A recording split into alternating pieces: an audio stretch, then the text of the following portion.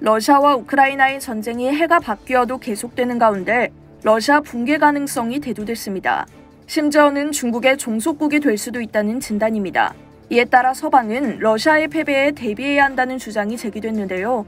알렉산더 모틸 미국 러트거스 대학 정치학과 교수는 8일 미국의 외교 전문 매체 포린폴리스에 러시아의 붕괴에 대비할 적기란 제목의 칼럼을 게재했습니다. 모틸 교수는 우크라이나 전쟁에서 패한 러시아에서 일어날 수 있는 다양한 시나리오가 있다며 블라디미르 푸틴 러시아 대통령 퇴진 이후 전쟁을 계속하면서 기존 정치 위계 질서를 파괴하려는 극우 민족주의자들과 체제의 이해관계가 있는 권위주의적 보수주의자들, 전쟁을 끝내고 러시아를 개혁하려는 세력 등 우리는 누가 이길지 모르지만 이러한 권력 투쟁이 정권을 약화시킬 것이라고 자신있게 예측할 수 있다고 말했습니다.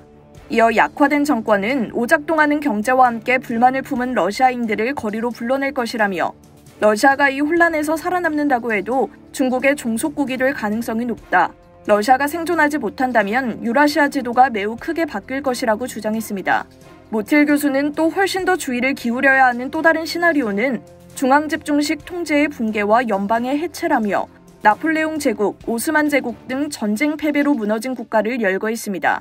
그러면서 모틸 교수는 1985년 미하일 고르바초프가 소련 공산당 지도자로 집권했을 때 러시아인들은 소련의 해체를 상상조차 하지 못했다며 의도치 않게 소련을 죽인 것은 고르바초프의 경제적, 정치적 구조조정 정책인 페레스트로이카였다고 설명했습니다.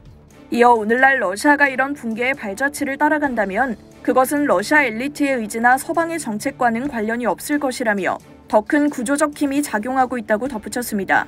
모틸 교수는 푸틴의 러시아는 상호 강화된 긴장으로 고통받고 있다.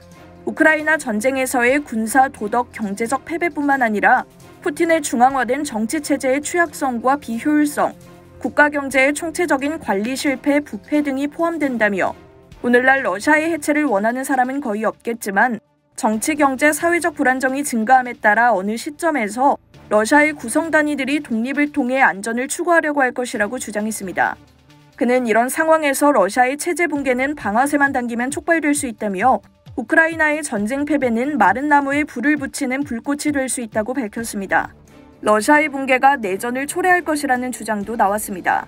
조지 워싱턴 대학의 유럽, 러시아 및 유라시아 연구소 소장인 역사학자 마를렌 라류엘은 새로운 국가는 국경과 경제적 자산을 놓고 서로 싸울 것이라고 말했습니다.